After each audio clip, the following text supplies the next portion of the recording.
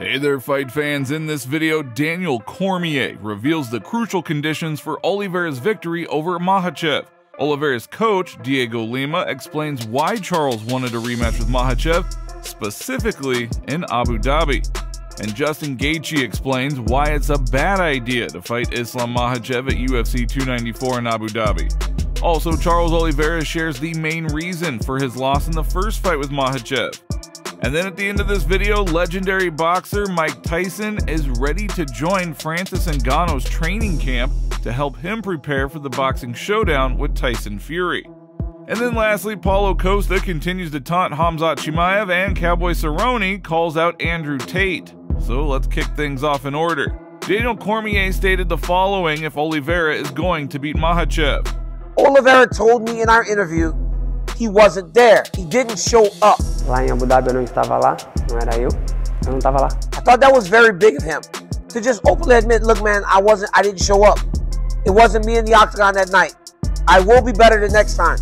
Then he went out there and did what he did to Dariush and showed that he is better because he didn't rush, he didn't get hurt. That was the first fight I've seen Charles Oliveira not get dropped, he was on the bottom for a little bit against Benil, but he took no damage.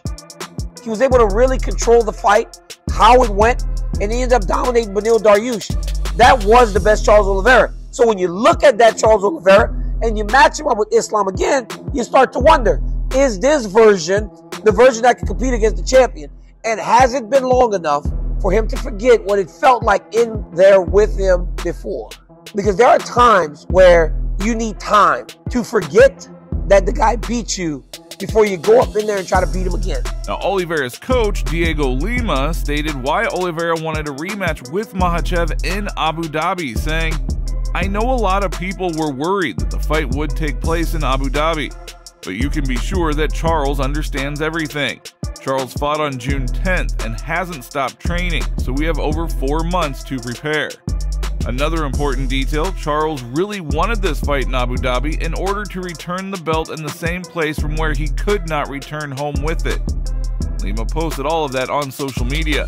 Now, Justin Gaethje explained why he personally would not accept a fight with Islam Makhachev in Abu Dhabi, saying, "The UFC will not protect you, so you have to do it yourself.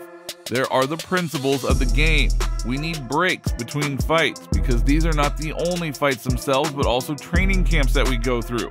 I just completed 12 weeks of training. It's extremely hard, 6 days a week, and in such conditions, the body is almost broken. After this, you need to recover well, not only physically, but also psychologically," Gaethje stated in an interview with Shaq MMA.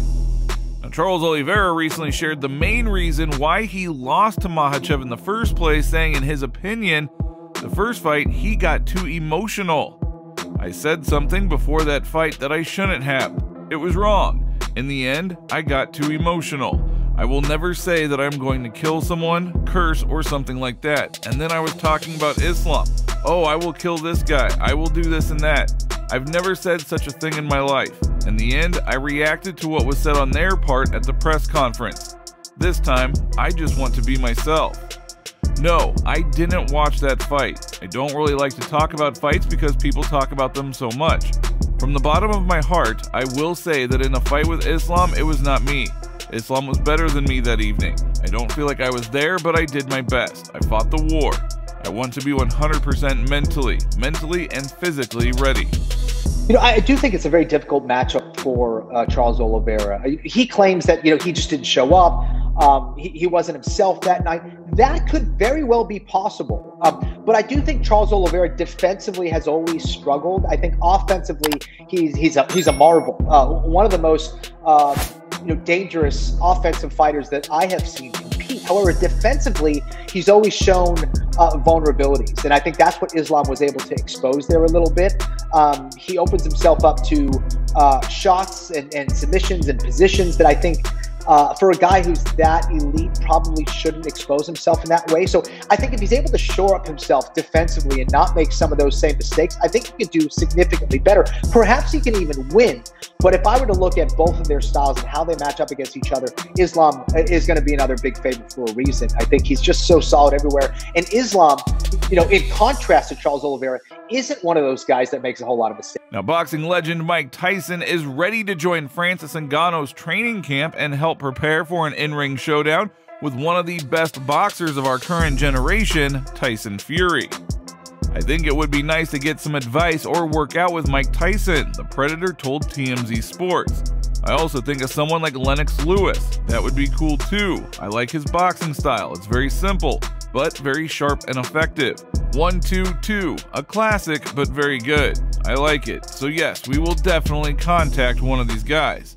And then in an interview with ESPN, Mike Tyson said he was ready to participate in the preparation for his fight, saying, "I would love to do it. It'll be cool. I definitely like it." Now, as for the outcome of the fight, Tyson is of the opinion that the puncher always has a chance. "I think anything is possible. He has a very strong stroke," said the 57-year-old. And according to Ngannou, the Extreme Couture team, with which he won the UFC Heavyweight Championship belt, will remain the backbone of his training camp, saying, "I have a great team around me. I chose these people based on the energy we have on the team. For this reason, I will leave the same team around me, although I understand that we need a third-party experience and some changes because this is a new game for all of us. None of us have prepared for something like this in the past, so we will accept as much help as needed to strengthen our team, but the team remains the same." And Paulo Costa continues to mock Khamzat Chimaev.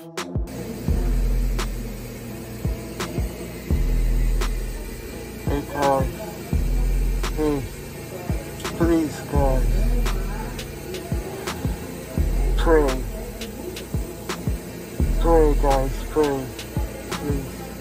But not for me! This is a hyper. Make you strong and jacket. The secret is right here.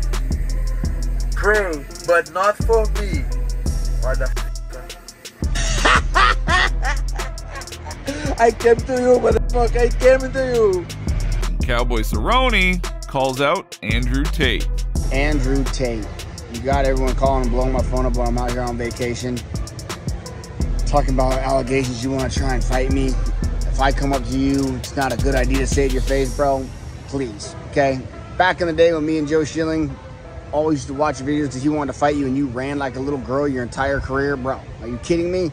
I'll knock the shit out of you. I'm a real fighter. You're a fake bullshit wannabe fighter made up a bunch of world championship belts that you bought off eBay. Are you kidding me?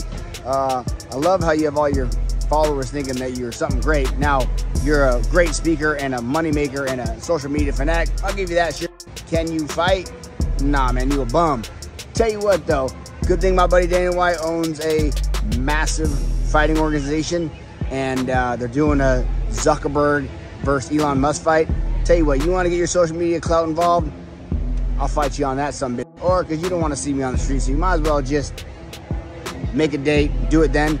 When you get your trap bullshit under wraps and you get out of jail or you get off house arrest or whatever the hell they got you on right now, let me know. We can set it up and figure it out. Until then, shut the up, keep my name out of your mouth, and enjoy your cigars and trap women, brother.